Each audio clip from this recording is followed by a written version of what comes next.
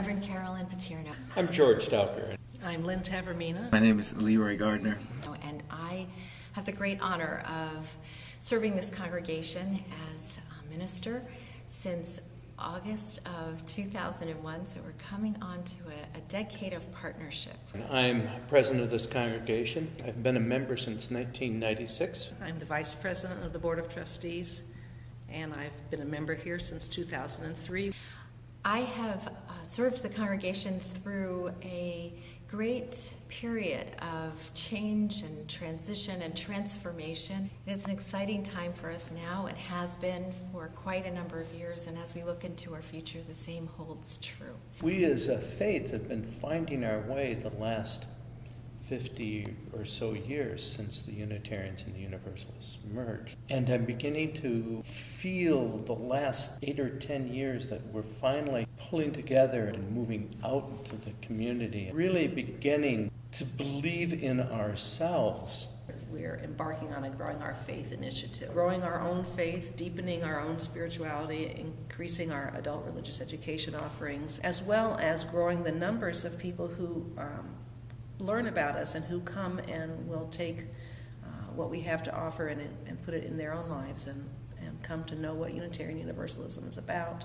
Increasingly in this culture, we understand that people are looking for a place to join with others, to break out of a sense of isolation, to feel as though they can affect some kind of positive change in our world. What we hope to inspire here at All Souls is the sense that we can together affect quite a bit of change in our wider world while creating within our walls a place where we welcome each other, where we nurture each other's growth, where we laugh easily, together create a vibrant, joyful, exciting faith community. I got involved in All Souls by fate. I think I was destined to be a Unitarian Universalist all my life, and finally I got to the right congregation under the right leadership of Pastor Reverend Paterno.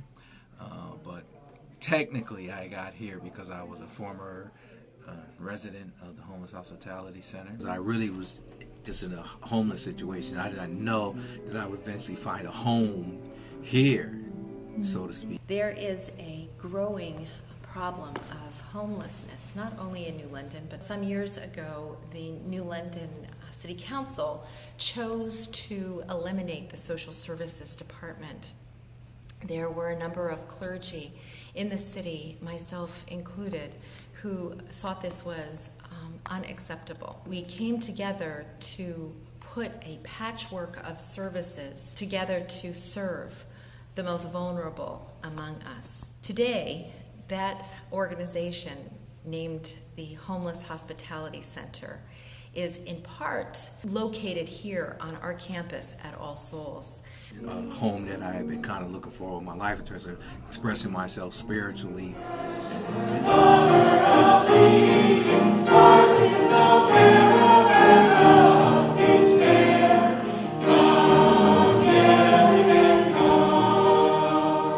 Since we covenant to create a welcoming, caring, justice-seeking community within and beyond our walls. I'm really passionate about that welcoming piece. Really important to me that people who come to our congregation feel welcomed. When I looked one day and we had the youth up front, there were 20 or 30 little kids here listening to Carolyn give them their story.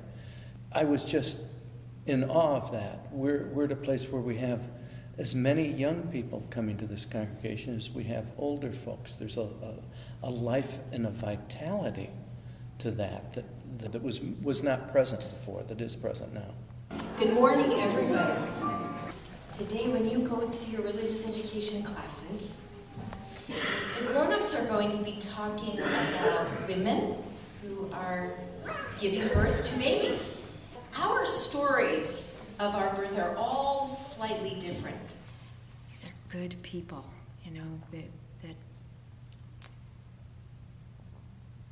they lead with their hearts. This is a congregation that is unafraid to be vulnerable, to take risks, to say, these are hard times, and still we will move forward together and hold each other up in these hard times, and shine that much more brightly. And I think that what we're learning is what we've always known but not trusted, that the more we give away, the more we seem to have to give away. The first time, I invite you to raise your hand very high so we know to welcome you appropriately. Welcome